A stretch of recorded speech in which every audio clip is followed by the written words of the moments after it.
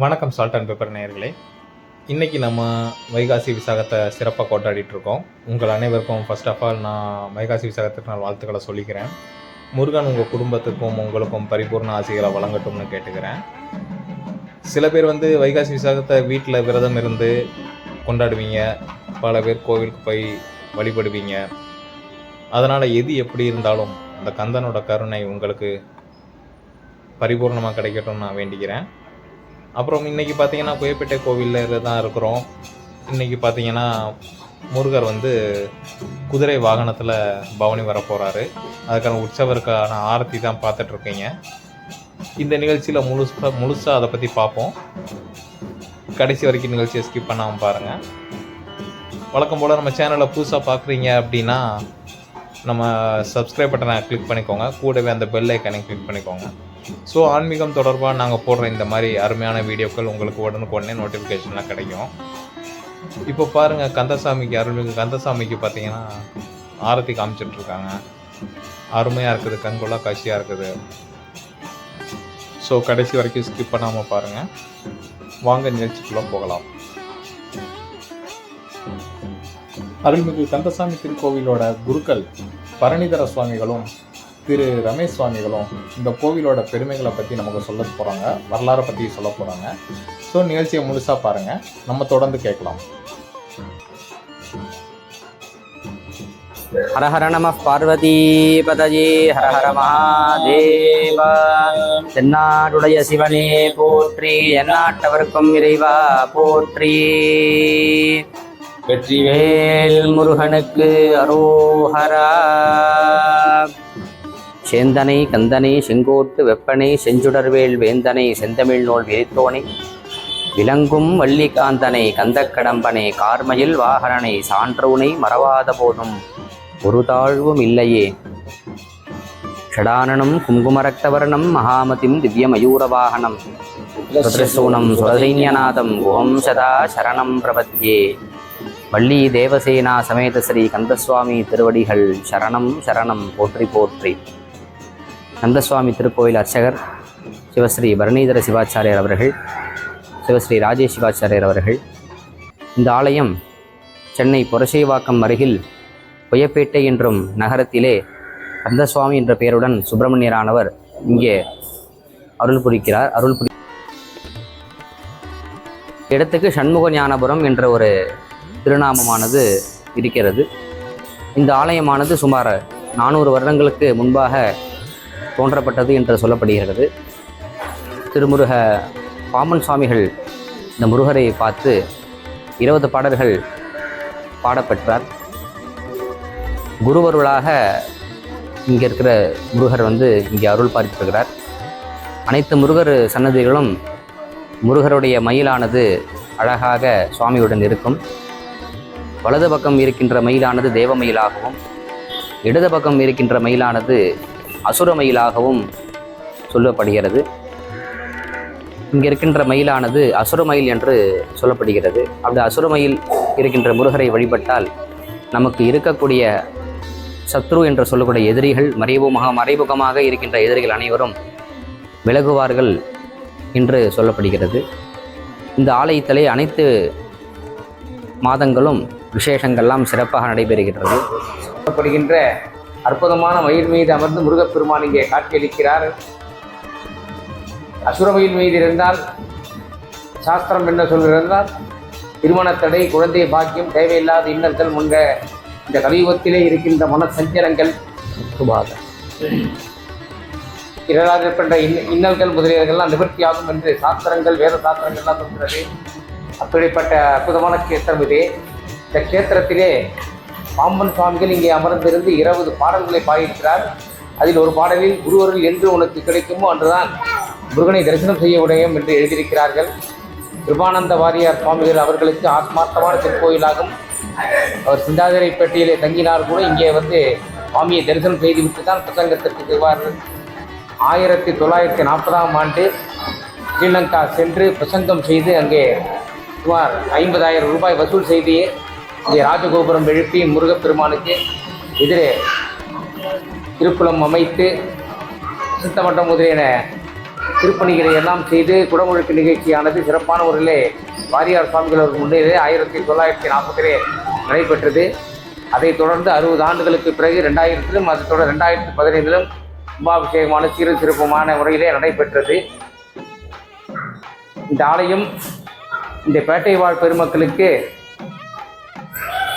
கேட்ட வரங்களை வாரி வழங்குகின்ற வள்ளல் பெருமானாக முருகப்பெருமான் காட்சியளித்து அனுதினமும் இங்கே சிறப்பான முறையிலே முருகப்பெருமானுக்கு அனைத்து நிகழ்ச்சிகளும் நடைபெற்று கொண்டிருக்கிறது.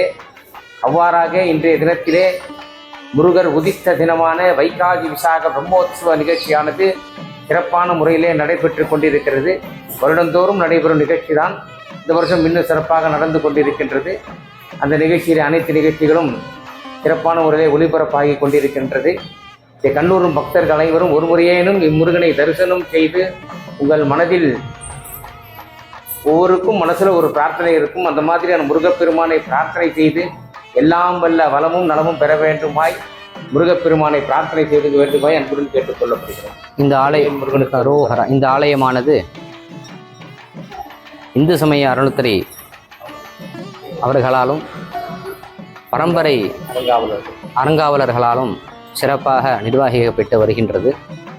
இந்த ஆலயத்திலே விநாயகர் சன்னதி, காசி விஸ்வநாதர் விசாலாட்சி சன்னதிகள், சிவகாமி அம்பிகை சமேத ஸ்ரீ நடராஜர் சன்னதி, வள்ளி அம்பிகைக்கும் தனியாக சன்னதியும் தெய்வயானை அம்பிகைக்கும் தனியாக சன்னதிகளும் இங்கே சிறப்பாக இருக்கின்றது. அதற்கப்புறம் நவவீரர்களுக்கு தனியாக காட்சி தருகிறார்கள். நால்வர் மற்றும் திருநீலகண்ட நாயனாரும் சிறப்பாக காட்சி தருகிறார்கள்.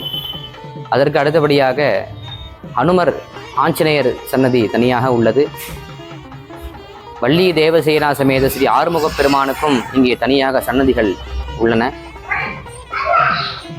பழனி தண்டாயுதபாணி சுவாமிக்கு தனியாக சன்னதியும், வில்வ மரத்துக்கு கீழே உள்ள லிங்கத்திற்கு வில்வநாதராக இங்கே காட்சி தருகிறார். ஸ்தல விருட்சமாக வில்வ மரமானது இங்கே இருக்கின்றது. அதற்கீழே லிங்க ரூபமாக வில்வநாதர் காட்சி தருகிறார். பைரவர் சன்னதி மற்றும் நவகிரக சன்னதி, இனும்பன், அருணகிரிநாதர், ஸ்ரீமத் பாம்பன் சுவாமிகள், சேக்கிழார், வீரபத்ரர் மற்றும் நவகிரகங்கள் இவர்கள் எல்லாமே தனித்தனியாக சன்னதிகள் உள்ளது. வருடத்திற்கு ஒரு மாதமும் இங்கே ஒரு மாதத்திலும் சிறப்பாக உற்சவங்கள்லாம் நடைபெறுகின்றது. சித்திரை மாதம் இந்த கோயிலுடன் இணைந்த ஸ்ரீ ஆதிமுட்டையம்மனுக்கு தேர் திருவிழாவானது நடைபெறும். வைகாசி மாதம் நமது ஆலயத்திலே விசாகத்துக்கு முன்னதாக 10 நாள் பிரம்மோற்சவம் நடைபெறும். ஆனி மாதத்திலே நடராஜ பெருமானுக்கு ஆணி உத்தர திருமஞ்சனம் நடைபெறும். ஆடி மாதத்திலே ஸ்ரீ விசாலாட்சி அம்பிகைக்கு ஆடிப்பூர சந்தனகாப்பு வளையல் காப்பு அலங்காரம் நடைபெறும். ஆவணி மாதத்திலே விநாயக பெருமானுக்கு விநாயகர் சதுர்த்தி விழாக்கள் நடைபெறும். புரட்டாசி மாதத்திலே நவராத்திரி 9 நாளும் அம்பிகைக்கு நவராத்திரி விழாவானது நடைபெறும். ஐப்பசி மாதம் கந்தசஷ்டி விழாவும் சிவபெருமானுக்கு அன்னாபிஷேக நிகழ்ச்சியும் சிறப்பாக நடைபெறும். கார்த்திகை மாதம் 5 சோமவாரம் ஸ்ரீ முருகப்பெருமானுக்கு சிறப்பாக விசேஷங்கள் நடைபெறும். மற்ற ஆலயத்திலே சிவன் ஆலயத்திலே சிவபெருமானுக்கு மட்டுமே சோமவார நிகழ்ச்சி நடைபெறும். இந்த ஆலயத்திலே முருகப்பெருமானுக்கு கார்த்திகை மாத சோமவார நிகழ்ச்சி நடைபெறும். மார்கழி மாதத்திலே ஆருத்ரா முன்னிட்டு 10 நாள் மாணிக்கவாசர் உற்சவம், ஆருத்ரா அபிஷேகமும் ஆருத்ரா தரிசனமும் சிறப்பாக நடைபெறும். தை மாதத்திலே இந்த கோயிலுக்கு எதிர்க்க உள்ள தெப்பகுளத்திலே 3 நாட்கள் தெப்ப உற்சவமானது சிறப்பாக நடைபெறும். மாசி மாதத்திலே விழாக்கள் சிறப்பாக நடைபெறும். பங்குனி மாதத்திலே சுவாமிக்கு ஊஞ்சல் உற்சவமானது நடைபெறும். இதுபோல 12 மாதமும் 12 உற்சவங்கள்லாம் நடைபெற ஆலயம் இது. 6 அபிஷேகங்களும் நடராஜருக்கு சிறப்பாக நடைபெறும். அனைத்து நிகழ்ச்சிகளும் சிறப்பாக நடைபெற்ற ஆலயமாகும். ஆலயத்திலே இன்னும் ஒரு சிறப்பு என்னன்னா, விநாயக பெருமானை தரிசித்துட்டு நீங்கள் உள்ளே வந்தீங்கன்னா முருகப்பெருமானுக்கு வலப்புறமாக முதலிலே நாகருடன் சிவன் காட்சியளிப்பார். சர்ப்பதோஷங்கள் நிவர்த்தி பண்ணக்கூடிய கேத்திரமாக இருக்கிறது.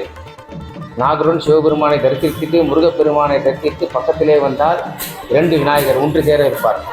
மதுரையிலே இருப்பார். அந்த மாதிரி மாப்பிள்ளை விநாயகர், மாணிக்க விநாயகர்னு அந்த மாதிரி 2 விநாயகர் ஒரே இடத்துல காட்சி தர்றது நமது திருக்கோயிலில் தான். 2 விநாயகர்கள். முருகப்பெருமானை தரிசித்து விட்டு நீங்கள் சிவபெருமானை தரிசித்து அந்த 2 விநாயகரும் தரிசனம் செய்தால் புத்திர பேர் கிடைக்கும் என்பது இங்கே சித்தர்களின் வாக்கு. ஆகையே அப்படிப்பட்ட அற்புதமான இந்த கேத்திரத்தில் நீங்களும் ஒரு முறை தரிசனம் செய்து எல்லா வளமும் நலமும் பெற்று கலியுகத்திலே இருக்கின்ற பல இன்னல்களை எல்லாம் நிவர்த்தி செய்து மனசஞ்சலங்கள் எல்லாம் நிவர்த்தி பண்ணி சந்தோஷமாக வாழ்வாங்கு வாழ வேண்டுமா எல்லாம் வல்ல முருகப்பெருமானை பிரார்த்தனை செய்து கொண்டு இப்போ அற்புதமான இந்த தருணத்திலே உங்கள் அனைவருக்கும் இந்த ஆலயத்தை பற்றிய ஒரு திருப்பி தான் சொல்லியிருக்கிறோம். இன்னும் நிறைய அற்புதங்கள்லாம் இந்த ஆலயத்தை பற்றி இருக்கிறது. ஒவ்வொன்றா ஒரு அடுத்தடுத்து இந்த பதிவுகளெல்லாம் நாம் எல்லாம் சொல்வோம். நன்றி, வணக்கம். வெற்றிவேல் முருகன் சர்வம்.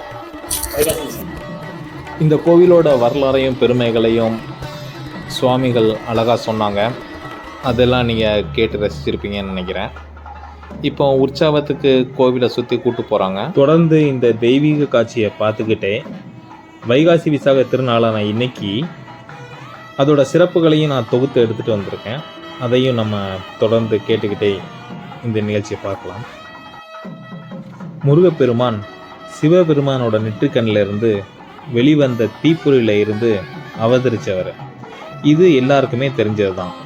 ஆனால் முருகனின் அவதாரத்திற்கும் அவருக்கும் அவரது திருநாமங்களுக்கும் இருக்கிற சிறப்புகள் பற்றி பலருக்கும் தெரியாது.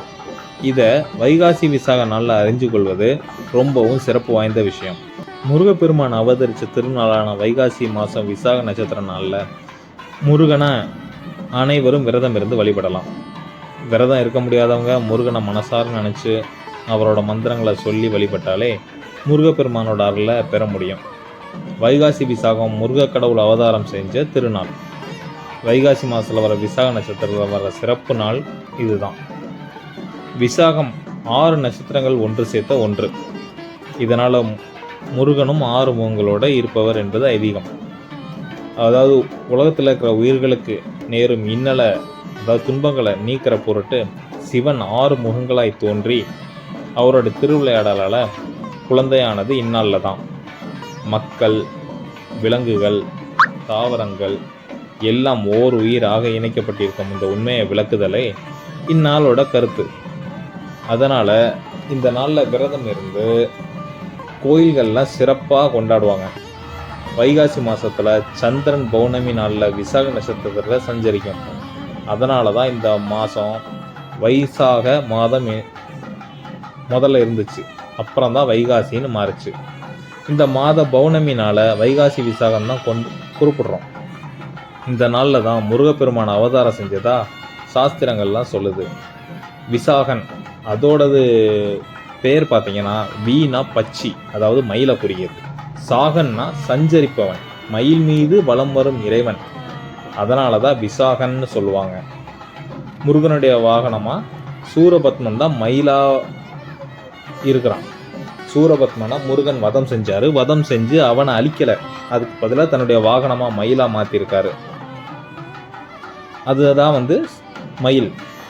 பகைவனுக்கும் அருள்கின்ற தன்மையை முருகப்பெருமான இடத்துல காணலாம். நம்ம இந்நாளில் திருப்பரங்குன்றம், திருச்செந்தூர், திருத்தணி இது மாதிரி முருகன் தலங்களில் ஆயிரக்கணக்கான பக்தர்கள் பால் குடம் எடுத்து அபிஷேகம் செய்வாங்க. இந்த நாளில் விசாகனை போற்றி விரதம் இருந்து வழிபட்டா எல்லா வினையும் தீருங்கிறது ஐதீகம். முருகப்பெருமானுக்கு உகந்த நாள் வைகாசி விசாகம். அன்னைக்கு தினம் முருகனுக்கு விரதம் இருந்து மனமுருகி வேண்டிட்டா வேண்டின வரலாம் கிடைக்குங்கிறது உறுதி.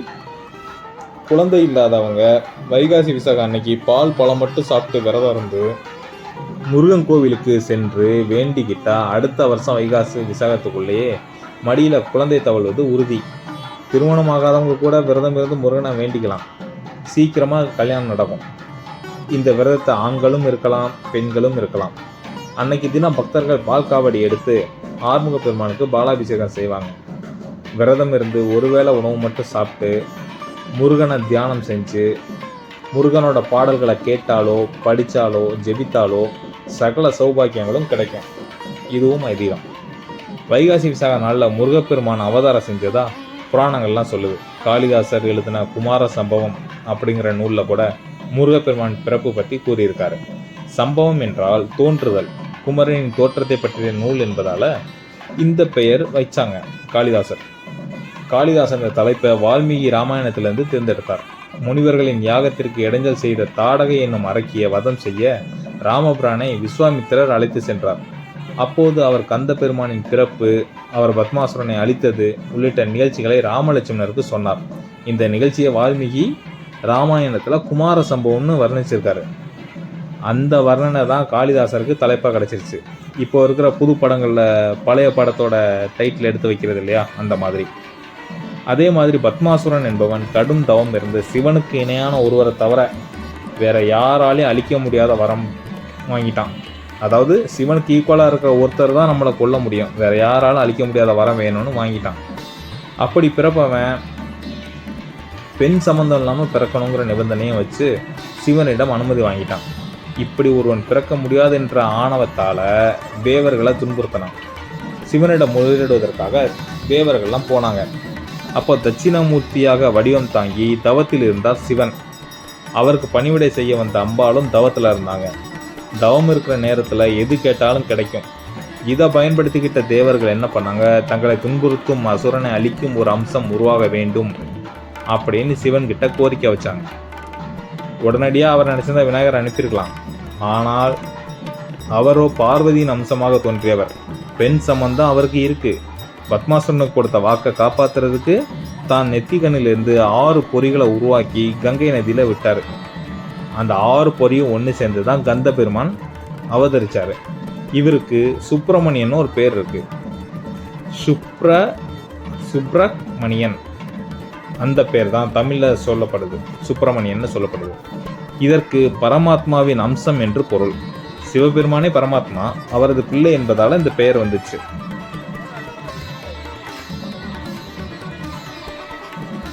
சரி, இந்த அற்புதமான வைகாசி விசாக நாளில் முருகப்பெருமானை நம்ம எப்படி வழிபடுறது அப்படின்னு கேட்டிங்கன்னா, முருகப்பெருமானை வழிபடுறதுக்கு உரிய முக்கியமான நாள் வைகாசி விசாக திருநாள். இந்த நாளில் முருகப்பெருமானை வேண்டி விரதம் இருந்து வழிபட்டால் நம்மளோட கடன் சுமைகள்லாம் குறையும், வேண்டுதல்கள் நிறைவேறும். முருகப்பெருமானோட அத்தனை கோயில்கள்னு பார்த்தீங்கன்னா விழா எடுத்து வைகாசி விசாக விழா கொண்டாடுவாங்க. 10 நாள் திருவிழாவாக கொண்டாடுவாங்க. நிறைய பேர் பால் குடம் எடுத்து காவடி சுமந்து இந்த முருகரோட வேண்டுதலை நிறைவேற்றுவாங்க. இந்த நாளில் முருகப்பெருமானுக்குரிய மந்திரங்களை சொல்லி வழிபட்டால் முருகப்பெருமானோட அருளை நம்ம பெறலாம். இந்த அற்புதமான நாளில் முருகப்பெருமானுக்கு பிடிச்ச விஷயங்களை வீட்டில் செய்கிறதால முருகப்பெருமானோட அருள் நமக்கு முழுசாக கிடைக்கும். அதோட அவருக்கு மிகவும் விருப்பமான பொருட்களை வாங்கி வீட்டில் வைப்பதால் முருகப்பெருமானே வீடு தேடி வருவார்னு சொல்கிறாங்க. முருகப்பெருமானையே வீட்டுக்கு வர வைக்கிற பொருளா? அப்படி என்ன பொருள் அப்படின்னு யோசிக்கிறீங்களா? சொல்கிறேன், தொடர்ந்து ஸ்கிப் பண்ணாமல் பாருங்கள். வைகாசி விசாகம் முருகப்பெருமானோட அவதார தினங்கிறனால அன்னைக்கு இனிப்பு வச்சு நெய்வேத்தியமாக படைக்கிறது விசேஷம். அப்படி வெல்லம் வாங்கி வந்து பஞ்சாமிர்தம் செஞ்சு முருகனுக்கு படைக்கலாம். பஞ்சாமிர்தம் முருகனுக்கு ரொம்ப பிடிச்ச பிரசாதம். அதே போல் தேன் வாங்கி தேன் படைக்கலாம், தினை மாவு படைக்கலாம், அப்பம், நெய் சாதம், இது எல்லாமே முருகனுக்கு பிடித்தமான ஒரு உணவுகளாகும். அதனால் இதெல்லாம் நெய்வேத்தியமாக படைக்கலாம். வீட்டில் வேல் வச்சுருப்பவங்க முருகனுக்கு பஞ்சாமிர்தம், தேன், நெய் இதெல்லாம் அபிஷேகம்னு செய்யலாம். முருகனுக்கு ரொம்பவும் விருப்பமான, முருகனே கவர்ந்திருக்கக்கூடிய ஒரு பொருளான மயிலிறகை வீட்டில் வாங்கி வைக்கலாம். இது கோவில்களில், தேவஸ்தான கடைகளில் கூட கிடைக்கும். இந்த மயிலிறகை வைகாச விசாகம் அன்னைக்கு வீட்டில் வச்சு வழிபட்டோம் அப்படின்னா வீட்டில் தெய்வீக சக்தி நிறைய துவங்கும்.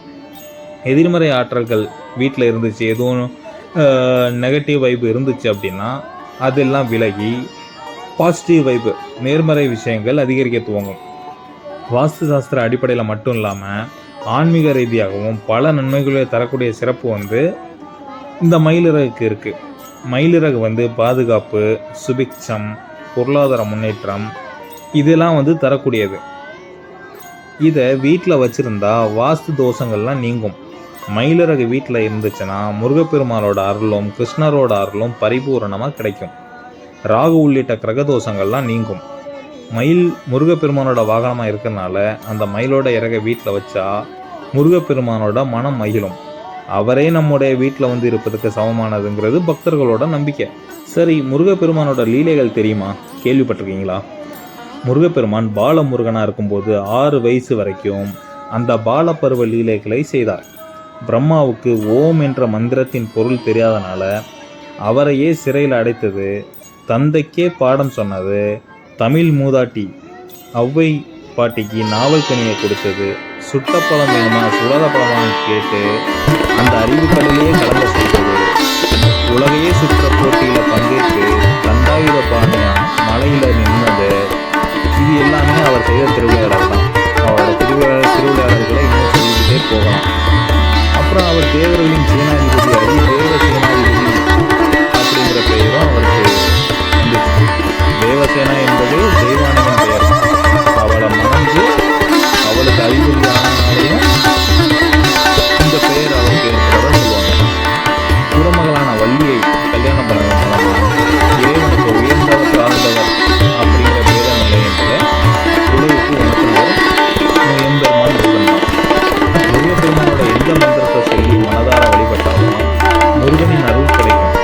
முருகா என்ற சொல்லுக்குள்ள முன்னூற்றிலும் அடக்கும் அப்படிங்கிறதால முருகனை வழிபட்டாலே எல்லா தெய்வத்தையும் வழிபட்ட பலன் கிடைக்கும் அப்படின்னு சொல்லுவாங்க. 12 ராசிக்காரர்களும் முருகனின் எந்த மந்திரத்தை சொல்லி வழிபட்டால் முருகனின் அருள் கிடைக்கும் என்பதை தெரிஞ்சுக்குவாங்க. முருகன் பலருக்கும் இஷ்ட தெய்வமாக இருக்கிறார். முருகப்பெருமான இஷ்ட தெய்வமாக இல்லைன்னா கூட திருமணம், குழந்தை, வேலை, வெற்றி, தைரியம் இதெல்லாம் வேறுபெருமானை வழிபடுறது அவசியம். முருகப்பெருமான அனைவரும் வழிபட்டாலுமே அவருக்குரிய எத்தனையோ மந்திரங்களையும் பதியங்களையும் சொல்லி வழிபட்டாலும் அவங்கவங்க பிறந்த ராசிக்கு ஏற்ற மந்திரத்தை சொல்லி முருகப்பெருமான மனசார வழிபட்டால் அதனோட பலன் கூடுதலாக கிடைக்கும். முருகப்பெருமான் 6 திருமுகங்களையும் 12 திருக்கரங்களையும் உடையவர்.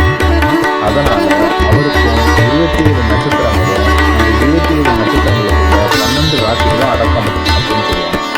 அதனால தான் எந்த வினையாக இருந்தாலும் கந்தனின் திருவடிகளை பற்றி சரணடைந்தால் அவர்களுக்கு ஏற்படும் எந்த பிரச்சனையாக இருந்தாலும் நீங்கிடும் அப்படின்னு சொல்றாங்க. 12 ராசிக்காரர்களும் அவங்க ராசிக்குரிய முருக மந்திரங்களை தினமும் 6 தடவையோ 12 தடவையோ 21 தடவையோ 27 தடவையோ 54 தடவையோ 108 தடவையோ ஏதோ ஒரு நம்பர்ல எண்ணிக்கையில் தினமும் சொல்லிட்டு வந்தால் முருகப்பெருமானோட அருளும் அத்தனை நலன்களும் கிடைக்கும். வேண்டுதல்கள் எளிதில் நிறைவேறும். இந்த மந்திரங்களை நீங்களுக்கு ஏற்றி வைத்து செவ்வாய் மற்றும் வியாழக்கிழமையும் முருகன் சன்னதியில் சிறப்பு. விசாகம், உத்திரம் இந்த நட்சத்திரங்கள் வர்ற நாட்களில் இந்த மந்திரத்தை சொல்ல துவங்குவது மிகவும் விசேஷம். அப்படின்னு பார்த்தா இன்னைக்கு வைகாசி விசாக நட்சத்திரம். ஸோ இன்னையிலேருந்து நம்ம சொல்ல துவங்குறது கூட ரொம்ப நல்ல விஷயம்தான். வளர்ச்சி முன்னேற்றம் வேணும் அப்படிங்கிறவங்க வளர்பிறையும், பிரச்சனைகள் துன்பங்கள் தீர வேண்டும் அப்படின்னு நினைக்கிறவங்க தேய்பிறையில இந்த மந்திரத்தை சொல்ல துவங்கலாம். அவங்க ராசிக்குரிய மந்திரங்களை தினமும் சொல்லி வந்தால் மனசில் ஏற்படும் பலவிதமான மாற்றங்களை நம்ம கண்கூட பார்க்க முடியும். எத்தனை முறை முடியுமோ அத்தனை முறை கூட சொல்லலாம். காலையில், இரவு நேரங்களில், பயணத்தின் போது, நடக்கும்போது கூட இந்த மந்திரங்களை மனசுக்குள்ளே உச்சரித்து கொண்டே இருப்பது சிறப்பு. இதனால் வர ஆபத்துகள், துன்பங்கள் இதுலேருந்துலாம் கூட முருகப்பெருமான் உங்களை காப்பாற்றுவார். சரி, இவ்வளவும் இந்த மந்திரங்களை சொன்னால் நன்மைகள் நடக்கும்னு சொல்கிறீங்க. சரி, அது என்ன மந்திரங்கள் அப்படின்னு கேட்டிங்கன்னா நான் சொல்கிறேன். மேசராசிக்காரங்க ஓம் சண்முகா போற்றி. மேசராசிக்காரங்க சொல்ல வேண்டிய மந்திரம் ஓம் சண்முகா போற்றி. ரிஷபராசிக்காரங்க சொல்ல வேண்டிய மந்திரம் ஓம் கதிர்வேலா போற்றி. ரிஷபராசிக்காரங்க சொல்ல வேண்டிய மந்திரம் ஓம் கதிர்வேலா போற்றி. மிதுன ராசிக்காரர்கள் சொல்ல வேண்டிய மந்திரம் ஓம் முருகா போற்றி. மிதுன ராசிக்காரர்கள் சொல்ல வேண்டிய மந்திரம் ஓம் முருகா போற்றி. கடகராசிக்காரங்க சொல்ல வேண்டிய மந்திரம் ஓம் குகனே போற்றி. கடகராசிக்காரங்க சொல்ல வேண்டிய மந்திரம் ஓம் குகனே போற்றி. சிம்ம ராசிக்காரங்க சொல்ல வேண்டிய மந்திரம் ஓம் மயில் வாகனனே போற்றி. சிம்ம ராசிக்காரங்க சொல்ல வேண்டிய மந்திரம் ஓம் மயில் வாகனனே போற்றி. கன்னி ராசிக்காரங்க சொல்ல வேண்டிய மந்திரம் ஓம் கார்த்திகை மைந்தா போற்றி. கன்னி ராசிக்காரங்க சொல்ல வேண்டிய மந்திரம் ஓம் கார்த்திகை மைந்தா போற்றி. துலாம் ராசிக்காரங்க சொல்ல வேண்டிய மந்திரம் ஓம் குமாரவேலவா போற்றி. துலாம் ராசிக்காரங்க சொல்ல வேண்டிய மந்திரம் ஓம் குமாரவேலவா போற்றி. விருச்சிக ராசிக்காரங்க சொல்ல வேண்டிய மந்திரம் ஓம் சேவர் கொடியானே போற்றி. விருச்சிக ராசிக்காரங்க சொல்ல வேண்டிய மந்திரம் ஓம் சேவர் கொடியானே போற்றி. தனுசு ராசிக்காரங்க சொல்ல வேண்டிய மந்திரம் ஓம் தண்டாயுதபாணியே போற்றி. தனுசு ராசிக்காரங்க சொல்ல வேண்டிய மந்திரம் ஓம் தண்டாயுதபாணியே போற்றி. மகர ராசிக்காரங்க சொல்ல வேண்டிய மந்திரம் ஓம் சுப்பிரமணியா போற்றி. மகராசிக்காரங்க சொல்ல வேண்டிய மந்திரம் ஓம் சுப்பிரமணியா போற்றி. கும்பராசிக்காரங்க சொல்ல வேண்டிய மந்திரம் ஓம் திருப்புகள் பெற்ற தெய்வமே போற்றி. கும்பராசிக்காரங்க சொல்ல வேண்டிய மந்திரம் ஓம் திருப்புகள் பெற்ற தெய்வமே போற்றி.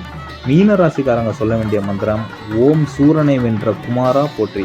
மீன ராசிக்காரங்க சொல்ல வேண்டிய மந்திரம் ஓம் சூரனை வென்ற குமரா போற்றி.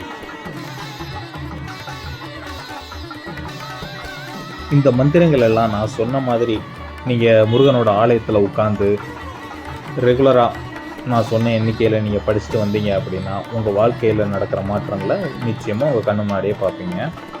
இப்போ வந்து நீங்கள் பார்த்துருக்கிற காட்சி பார்த்தீங்கன்னா முருகனோட திருநடனம் தான்.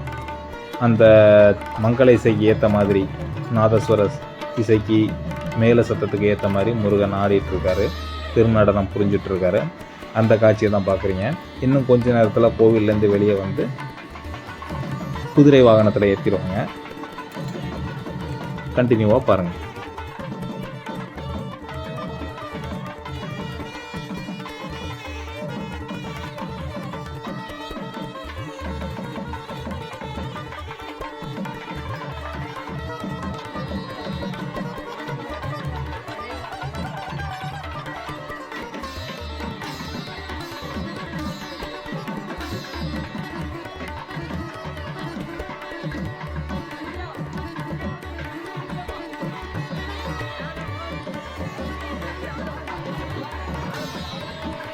ஹர ஹர நம பார்வதி பதயே ஹர ஹர மகாதேவ. என்னாட்டுடைய சிவனே போற்றி, எந்நாட்டவர்க்கும் இறைவா போற்றி. வெற்றிவேல் முருகனுக்கு அரோகரா. சேந்தனை கந்தனை செங்கோட்டு வெப்பனை செஞ்சுடர்வேல் வேந்தனை செந்தமிழ்நூல் விரிசோடி விளங்கும் வள்ளி காந்தனை கந்த கடம்பனை ஆர்மதி வாகனனை சான்றுடை போகும் மரபாதவருக்கு ஊராழ்வு இல்லையே ஷடாரணம் குங்கும ரக்தவர்ணம் மகாமதி வாகனம் ரஷ்யதூரம் சுரசைன்யநாதம் சதா பிரபத்தி. வேலுமுருகனுக்கு கௌரம். அரிது அரிது மானிடராய் பிறப்பது அரிது என்பது உபய வாக்கு. அவ்வாறாக மானிடராக பிறந்தாலும் கூன் குருடு சுருடு முடப்பட்டு பிறப்பது மனிதனுடைய சிறப்பாகும். அத்தகைய மானுட பிறவியாக நாம் பிறந்த நாம் அனைவரும் ஒவ்வொருவரும் தரிசிக்க வேண்டிய அற்புதமான ஒரு க்ஷேத்திரம் இது. சென்னையிலே மையப்பகுதியிலே அமைந்து புரட்சிவாக்கம் என்னும் மையப்பகுதியில் அமைந்துள்ள இந்த க்ஷேத்திரமானது சுமார்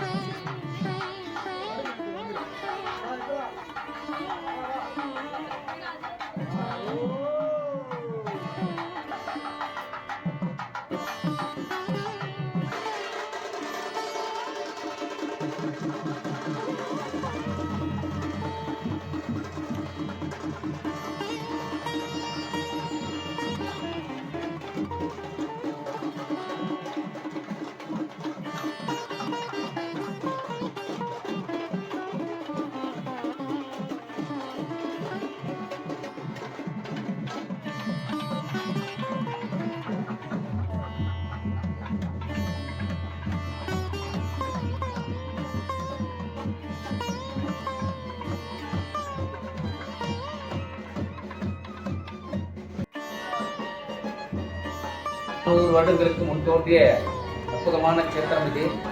இந்த க்ஷேத்திரத்திலே முருகப்பெருமான் பாலமுருகனாகவும் இருக்கிறார், சண்முகரமாகவும் இருக்கிறார். மூலவர் வள்ளி தேவியானவும் அற்புதமாக 3 முருகர்கள் இங்கே அருமையான கூடத்தில் காட்சி தருகிறார்கள். இந்த ஆலயத்தில் என்ன விசேஷம் என்று சொன்னால், அனைத்து திருக்கோயிலும் முருகப்பெருமானுக்கு மயிலானது தெற்கு முகம் நோக்கி இருக்கும், இங்கே வடக்கு முகம் நோக்கி இருக்கும். அசுர மயில் என்று சொல்லப்படுகின்ற அற்புதமான மயில் மீது அமர்ந்து முருகப்பெருமான் இங்கே காட்சியளிக்கிறார். அசுர மயில் மீது இருந்தால் சாஸ்திரம் என்ன சொல்கிறதுனா, திருமணத்தடை, குழந்தை பாக்கியம், தேவையில்லாத இன்னல்கள் முன்ற இந்த கலியுகத்திலே இருக்கின்ற மனசஞ்சலங்கள், இருளாதிருக்கின்ற இன்னல்கள் முதலியவர்கள்லாம் நிவர்த்தியாகும் என்று சாஸ்திரங்கள், வேத சாஸ்திரங்கள்லாம் சொல்கிறது. அப்படிப்பட்ட அற்புதமான க்ஷேத்திரம் இதே. இந்த க்ஷேத்திரத்திலே பாம்பன் சுவாமிகள் இங்கே அமர்ந்திருந்து 20 பாடல்களை பாடியிருக்கிறார். அதில் ஒரு பாடலில் குருவர்கள் என்று உனக்கு கிடைக்குமோ அன்றுதான் முருகனை தரிசனம் செய்ய முடியும் என்று எழுதியிருக்கிறார்கள். கிருபானந்த வாரியார் சுவாமிகள் அவர்களுக்கு ஆத்மார்த்தமான திருக்கோயிலாகும். அவர் சிந்தாதிரைப்பேட்டையிலே தங்கினார் கூட இங்கே வந்து சுவாமியை தரிசனம் செய்துவிட்டு தான் பிரசங்கத்திற்கு செல்வார்கள். வில்வ மரத்துக்கு கீழே உள்ள இங்கத்தகு வில்வநாதராக தலவிருஷமாக வில்வமரமானது இங்கே இருக்கின்றது. அதற்கு கீழே லிங்க ரூபமாக வில்வநாதர் காட்சி தருகிறார்.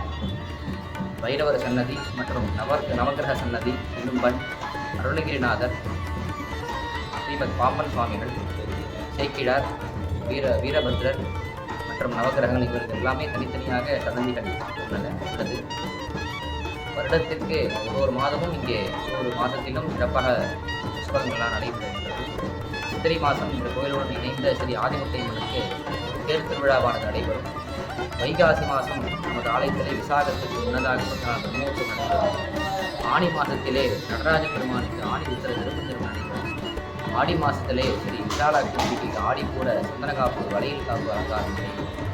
ஆவணி மாதத்திலே விநாயகர் பெருமானுக்கு விநாயகர் சதுர்த்தி விழா நடைபெறும். புரட்டாசி மாதத்திலே நவராத்திரி 9 நாளும் அம்பிகைக்கு நவராத்திரி விழாவானது நடைபெறும். ஐப்பசி மாதம் சந்தசஷ்டி விழாவும் சிவபெருமானுக்கு அன்னாபிஷேக நிகழ்ச்சியும் சிறப்பாக நடைபெறும். கார்த்திகை மாதம் 5 சோமவாரம் ஸ்ரீ முருகப்பெருமானுக்கு சிறப்பாக விசேஷங்கள் நடைபெறும். மற்ற ஆலயத்திலே சிவன் ஆலயத்திலே சிவபெருமானுக்கு மட்டுமே சோமவார நிகழ்ச்சி நடைபெறும். இந்த ஆலயத்திலே முருகப்பெருமானுக்கு கார்த்திகை மாத சோமவார நிகழ்ச்சி நடைபெறும். மார்கழி மாதத்திலே ஆருத்ரா 10 நாள் மாணிக்கவாசர் உற்சவம், ஆருத்ரா அபிஷேகமும் ஆருத்ரா தரிசனமும் சிறப்பாக நடைபெறும். தை மாதத்திலே கோயிலுக்கு எதிர்க்க உள்ள தெப்பகுளத்திலே 3 நாட்கள் தெப்ப உற்சவமானது சிறப்பாக நடைபெறும். மாசி மாதத்திலே விழாக்கள் சிறப்பாக நடைபெறும். பங்குனி மாதத்திலே சுவாமிக்கு பூஜை உற்சவமானது நடைபெறும். இதுபோல 12 மாதமும் 12 உற்சவங்கள்லாம் நடைபெற ஆலயம் 6 அபிஷேகங்களும் நடராஜருக்கு சிறப்பாக நடைபெறும். அனைத்து நிகழ்ச்சிகளும் சிறப்பாக நடைபெற்ற ஆலயமாகும். ஆலயத்திலே இன்னும் ஒரு சிறப்பு என்னன்னா, விநாயகர் பெருமானை தரிசித்துட்டு நீங்கள் உள்ளே வந்தீங்கன்னா முருகப்பெருமானுக்கு வலப்புறமாக முதலிலே நாகருடன் சிவன் காட்சியளிப்பார். சர்ப்பதோஷங்கள் நிவர்த்தி பண்ணக்கூடிய கஷேத்திரமாக இருக்கிறது. நாகருடன் சிவபெருமானை தரிசித்துட்டு முருகப்பெருமானை தரிசித்து பக்கத்திலே வந்தால் 2 விநாயகர் ஒன்று சேர இருப்பார். மதுரையிலே இருப்பார். அந்த மாதிரி மாப்பிள்ளை விநாயகர், மாணிக்க விநாயகர்னு அந்த மாதிரி 2 விநாயகர் ஒரே இடத்துல காட்சி தர்றது நமது திருக்கோயிலில் தான். 2 விநாயகர்கள். முருகப்பெருமானை தரிசித்து விட்டு நீங்கள் சிவபெருமானை தரிசித்து அந்த 2 விநாயகரும் தரிசனம் செய்தால் புத்திர பேறு கிடைக்கும் என்பது இங்கே சித்தர்களின் வாக்கு. ஆகையே அப்படிப்பட்ட அற்புதமான இந்த க்ஷேத்திரத்திலே நீங்களும் ஒரு முறை தரிசனம் செய்து எல்லா வளமும் நலமும் பெற்று கலியுகத்திலே இருக்கின்ற பல இன்னல்களை எல்லாம் நிவர்த்தி செய்து மனசஞ்சலங்கள் எல்லாம் நிவர்த்தி பண்ணி சந்தோஷமாக வாழ்வாங்கு வாழ வேண்டுமா எல்லாம் வல்ல முருகப்பெருமானை பிரார்த்தனை செய்து கொண்டு இப்போ அற்புதமான இந்த தருணத்திலே உங்கள் அனைவருக்கும் இந்த ஆலயத்தை பற்றிய ஒரு திருப்பி தான் சொல்லியிருக்கிறோம். இன்னும் நிறைய அற்புதங்கள்லாம் இந்த ஆலயத்தை பற்றி இருக்கிறது. ஒவ்வொன்றா அடுத்தடுத்து இந்த பதிவுகளெல்லாம் நாம் எல்லாம் சொல்லுவோம். நன்றி, வணக்கம். வெற்றிவேல் முருகன்.